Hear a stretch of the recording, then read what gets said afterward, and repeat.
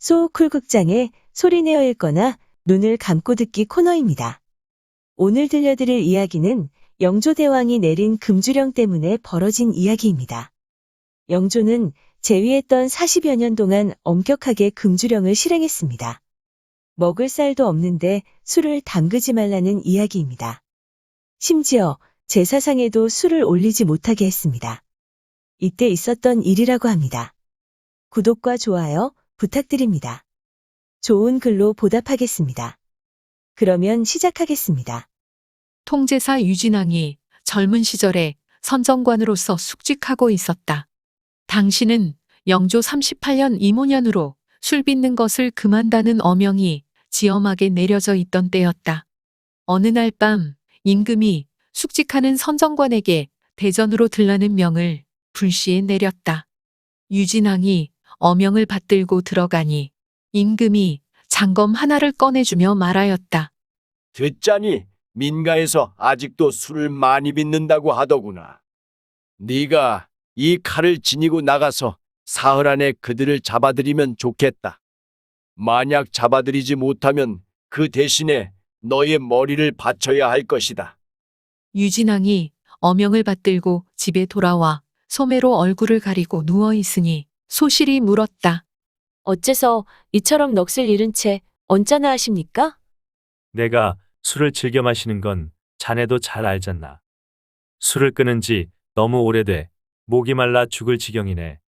그 말을 듣고 소실이 웃으며 말하였다. 걱정하지 마세요. 제가 술 파는 집을 안답니다. 제가 직접 가지 않으면 사올 수가 없지요. 날이 저문 뒤에 구해올 테니 잠시만 기다리셔요. 밤이 되자 소실이 술병을 들고 치마로 얼굴을 가린 뒤 대문을 나섰다. 유진왕이 그 뒤를 몰래 따라가 보니 소실이 동촌에 있는 어느 집으로 들어가서 술을 사오는 것이었다. 유진왕은 사온 술을 다 마시고 나서 술맛이 달다며 한 병 더 사오라고 하니 소실이 다시 그 집에 가서 술을 사왔다. 유진왕이 사온 술병을 들고 일어섰다. 소실이 괴이하게 여겨 묻자 그가 대답하였다. 아무데 사는 아무개는 바로 내 술친구일세. 이렇게 귀한 것을 구했는데 어찌 혼자만 취할 수 있겠는가.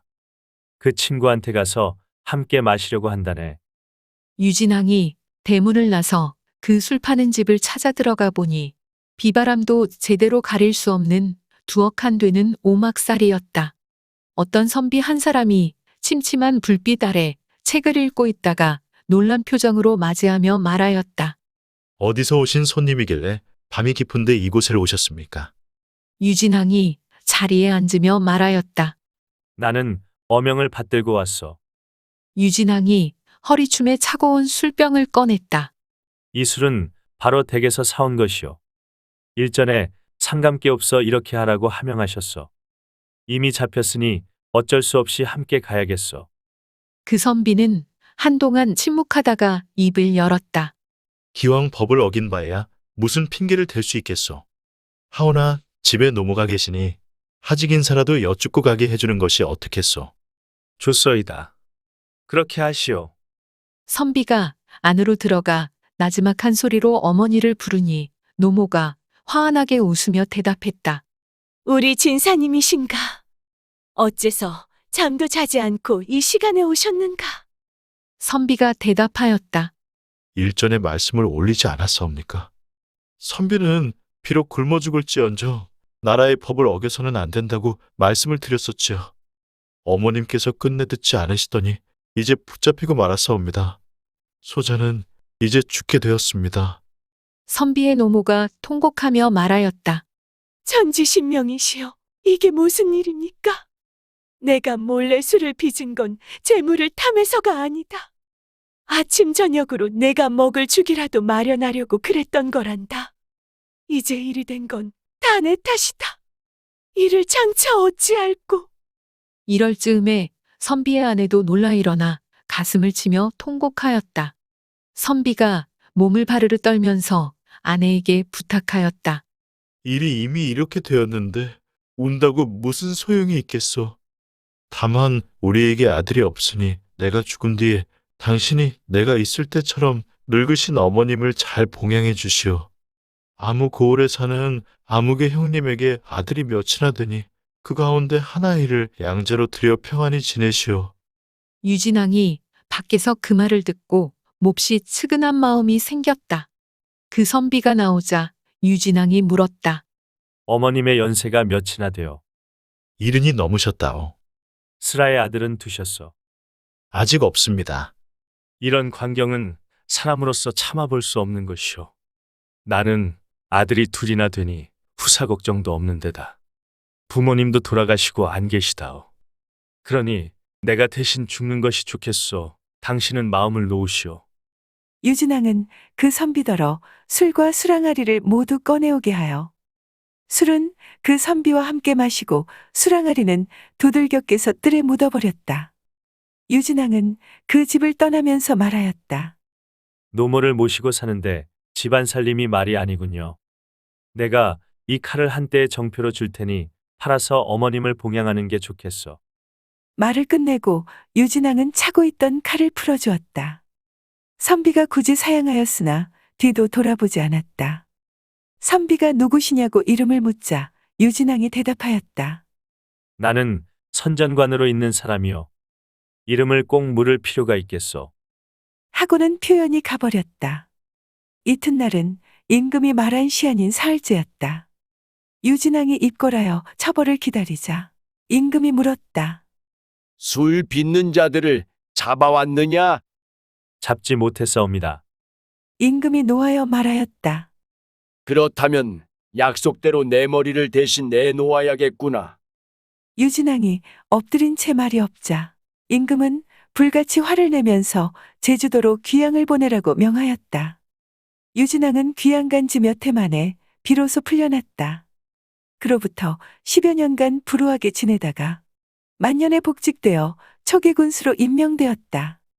오랜 세월 현직을 떠나 있었던 까닭에 관속들이 이를 제멋대로 처리하여 자신들의 이익만 챙기는 것을 미리 갈무리하지 못하니 초계 백성들이 모두 불평을 하였지만 미처 알지 못하였다.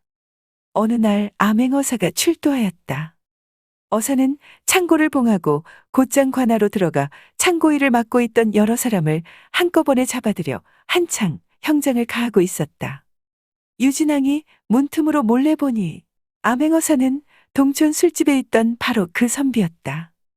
사람을 시켜 어사에게 뵙기를 청하니 어사는 해괴하게 여겨 대답하지 않다가 말하였다. 본관이 어째서 나를 보자는 것인가? 가히 부끄러운 줄 모르는 사람이로군. 유진왕이 곧바로 들어가 절을 하였으나 어사는 정색하고 바른 자세로 앉아 쳐다보지도 않았다. 유진왕이 말하였다. 어사또께서는 본관을 아시겠습니까? 어사는 대답 없이 있다가 혼잣말로 중얼거렸다. 본관을 내 어찌 알겠소?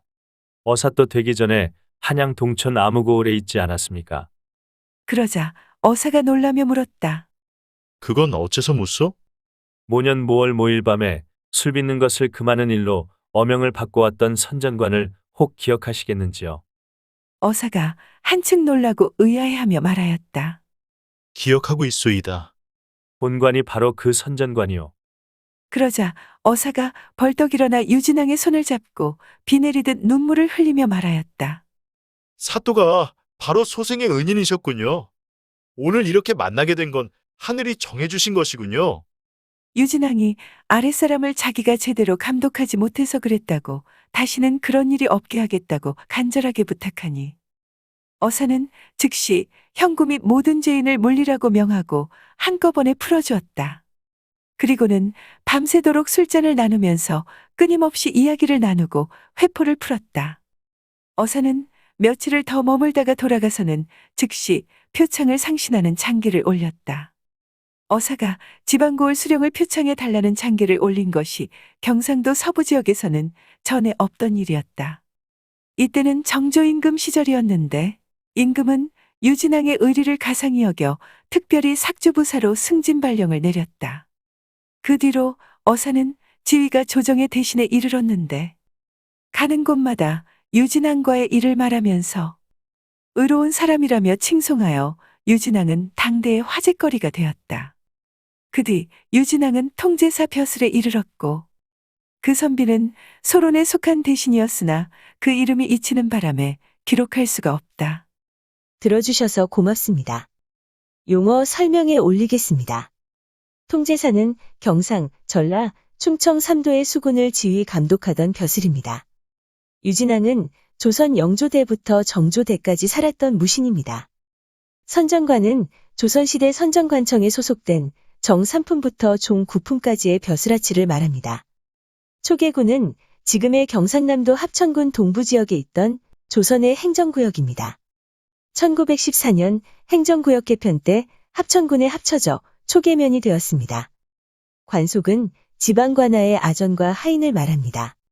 삭주군은 지금의 평안북도 서북부에 있었던 군입니다. 부산은 조선시대 지방고을을 다스리던 종 3품 벼슬입니다. 참고 문헌 및 자료 출처 설명에 올리겠습니다.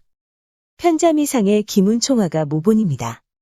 김동 욱교수가 번역한 기문총화 3권 제285화의 내용, 남을 구해주고 보답을 받은 유진왕을 빌렸습니다. 김정호의 대동여지도를 참고했습니다. 문화재청 국능유적본부 경복군관리소, 한국학중앙연구원, 한국민족문화 대백과사전, 국립중앙박물관, 국립민속박물관, 그리고 한국민속 대백과사전의 기사와 사진도 빌렸습니다. 또 숭실대학교 기독교박물관의 그림도 한 점 빌렸습니다. 나무위키와 위키백과의 기사와 사진도 빌렸습니다. 또 남해군의 남해유배문학관의 사진도 한 점 빌렸습니다. 한국전통주 누리집에서 전통주빗기의 기사와 사진을 빌렸습니다. 티스토리 와일드한 이야기에서 생각바다에 우리나라가 사용했던 검종류 톱5와 네이버 블로그 송풍수월에서 문관 무관 관복의 사진을 빌렸습니다. 조선시대 화가 김홍도, 신윤복, 장승업, 김준근, 김득신 그리고 조영석의 그림 몇 점을 빌렸습니다. 핀터레스트, 123RF, 그리고 크라우드픽의 사진도 빌렸습니다. 소우쿨 극장은 일주일에 3번, 매주 화요일, 토요일, 그리고 일요일 오전 10시에 이야기를 올립니다. 안녕히 계셔요. 고맙습니다.